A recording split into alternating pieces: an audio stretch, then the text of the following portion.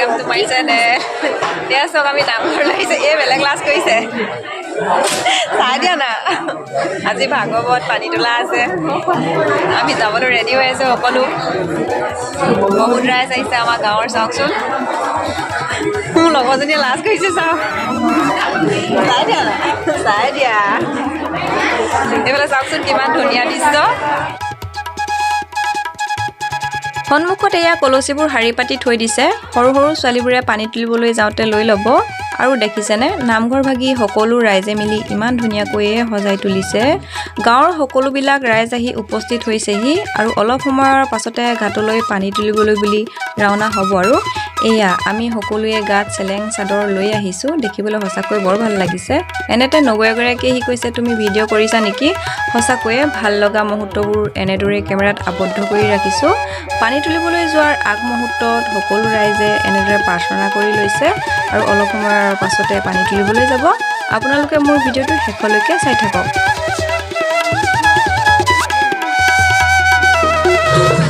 পানী তুলিবলৈ দূৰণি বাট কাৰণে আমি এনেদৰে গাড়ীত আহি আছোঁ চাওকচোন আমাৰ পাছত আৰু ৰাইজ আহি আছে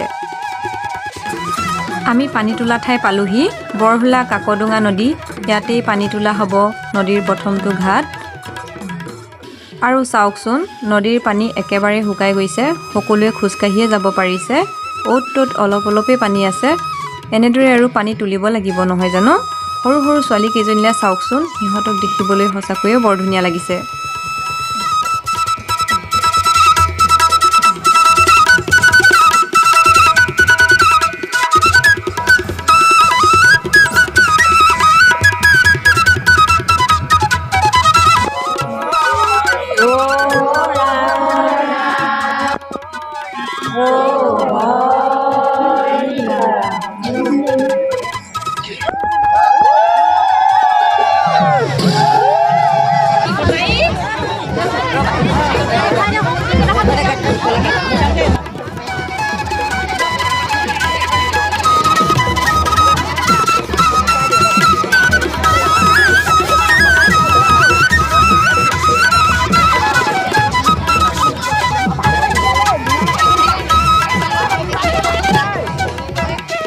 প্ৰথমটো নদীৰ ঘাটত পানী তুলি সকলোৱে নামঘৰলৈ আহিলোঁ নামঘৰৰ চাৰিওকাষে সম্পূৰ্ণ এপাক ঘূৰি নামঘৰৰ ভিতৰত কলচী পানী ৰাখিব চাওকচোন এবাৰ সৰু সৰু ছোৱালীকেইজনীয়ে কলচীত কেনেদৰে পানী লৈ আহিছে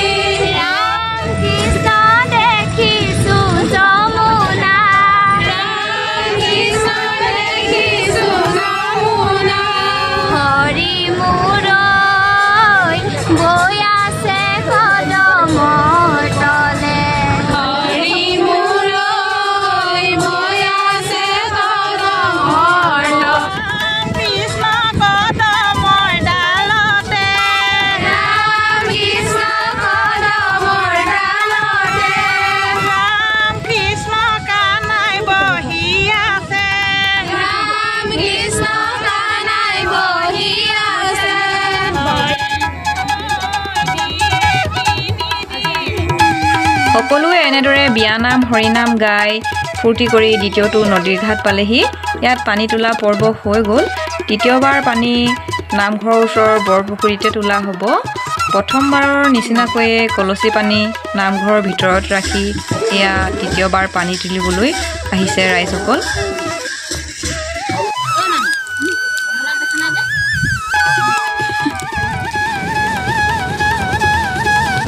এনেদৰে গংগাজল স্থাপন কৰি পানী তোলা কাৰ্যসূচী সামৰণি পৰিছে। আৰু মোৰ কৈ থাকোঁতে কথাবোৰ ক'ৰবাত ভুলো হ'ব পাৰে, ভুল হ'লে মোক আপোনালোকে ক্ষমা কৰি দিব।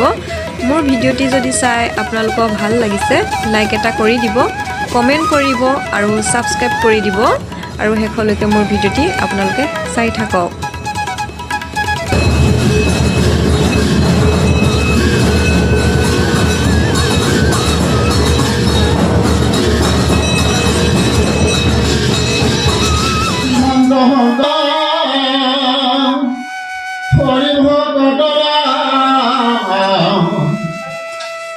জাহাজে নকল পাতালো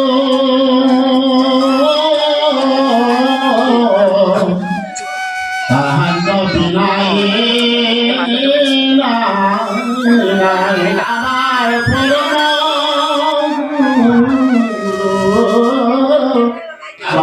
সর্বপতি সর্বশান্তি সর্বকার্য মাধব আখের আঞ্চলিক কাৰ্যসূচী আমাৰ মধ্যধামৰ পৰা বৈকুণ্ঠ ধামত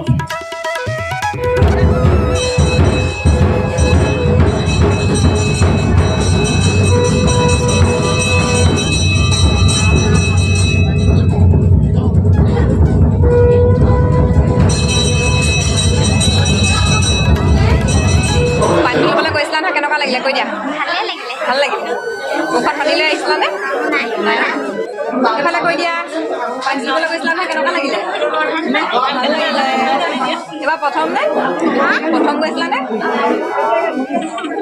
নামটো কৈ দিয়া। তোমাৰ নামটো কৈ দিয়া। আৰু এয়া অলপ সময়ৰ পাছতেই শ্ৰী শ্ৰী আউনীআটী সত্ৰৰ সত্ৰাধিকাৰ প্ৰভু ঈশ্বৰ আহি আমাৰ নামঘৰত উপস্থিত হৈছেহি। তেওঁক এনেদৰে সকলো ৰাইজে শ্ৰদ্ধাৰে আদৰণি জনাইছে। সঁচাকৈয়ে আজিৰ দিনটো আমাৰ কাৰণে বহুত সৌভাগ্য দিন আছিল, কাৰণ তেওঁ আহি আমাৰ নামঘৰত উপস্থিত হৈছেহি। চাওকচোন প্ৰভু ঈশ্বৰক এবাৰ। আৰু মোৰ ভিডিঅ'টি মই ইমানতে সামৰণি মাৰিছোঁ। যদি ভাল লাগিলে ছাবস্ক্ৰাইব কৰিবলৈ নাপাহৰিব।